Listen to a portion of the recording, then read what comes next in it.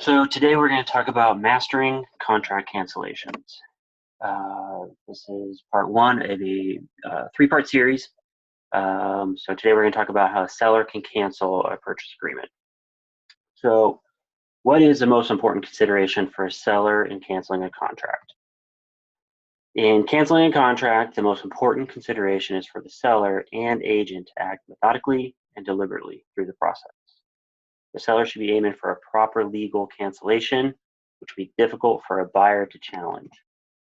As the listing agent, it's important to keep calm and remain in control of the cancellation process.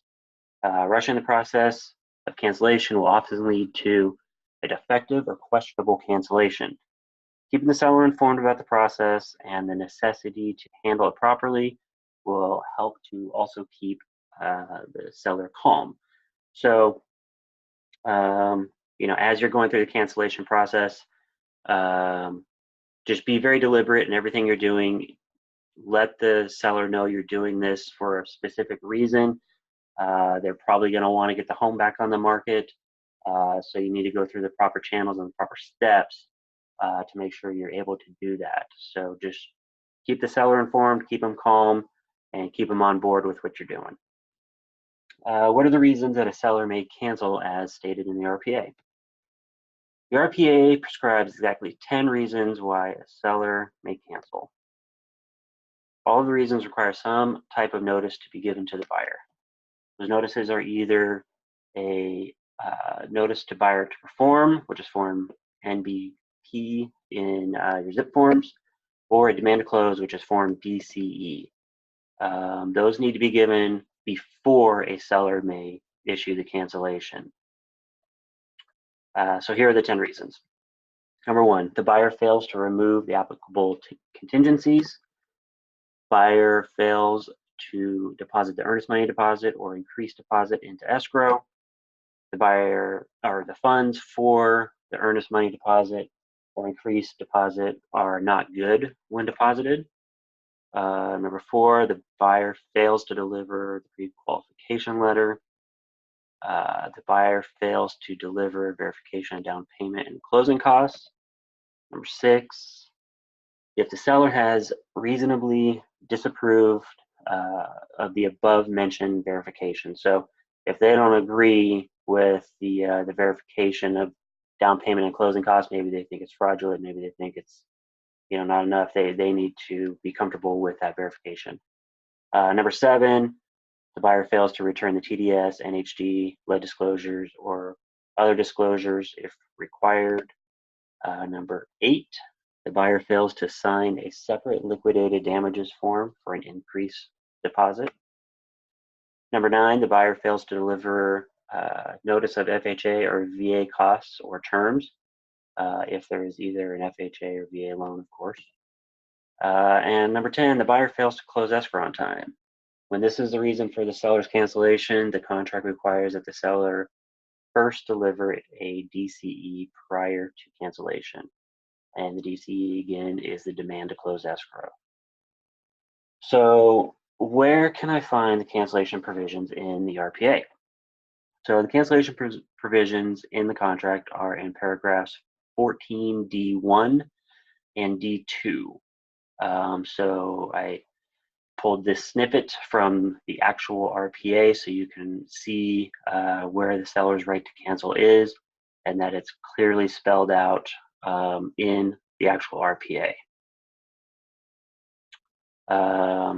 Here's paragraph 14E, notice to buyer or seller to perform. This states that it can be given no earlier than 2 days prior to the expiration of the applicable time frame. The other party has to remove a contingency or cancel this agreement. And paragraph 14G, close of escrow. This is pertaining to the DCE. So these are the paragraphs where you can refer to when you're going through the cancellation process. But for mutual agreement, are there other reasons a seller may cancel the RPA? So yes, Other cancellation rights may be written into the contract. For example, the short sale addendum and the contingency for sale and purchase of other property, Form COP. Both contain seller contingencies which would create additional cancellation rights for the seller. Beyond the reasons as specifically stated in the contract or addendums, there are many other reasons which might entitle a seller to cancel, including fraud, mistake, duress, undue influence, any other issue that intercuts basically the meeting of the minds, stuff we learned in real estate school. So, however, if a seller would like to cancel on a basis that is not explicitly stated in the contract or in a way that is outside the procedure of the contract, that seller should be directed to consult with their own attorney on how this may be done. So remember, we are not attorneys. If this is getting out of your realm, don't be afraid to direct them to an attorney to get further advice on this. What is the procedure for canceling? So step one, check the time frame to see if the buyer has performed as required by the contract. Step two, make sure the seller has fulfilled all seller obligations. Step three, the notice of buyer to perform, or DCE, must be correctly filled out, indicating what the buyer has failed to do, and the seller must sign it. Step four, notice to perform must be delivered to and personally received by the buyer's agent or the buyer, after which the listing agent should obtain some type of verification that it was in fact received. Step five, count the days. And step six, the day after the last day to perform, the seller may then sign and deliver a cancellation using the cancellation of contract form. So that's Form CC in the forms. How does the seller cancel after waiting the proper number of days? Check the applicable boxes on the top and bottom portion of the CC form. If the seller is canceling because a buyer refused to remove a contingency, then the seller will check box 1B at the top portion of the form. If the buyer has not taken a contractual action, then it is 1C.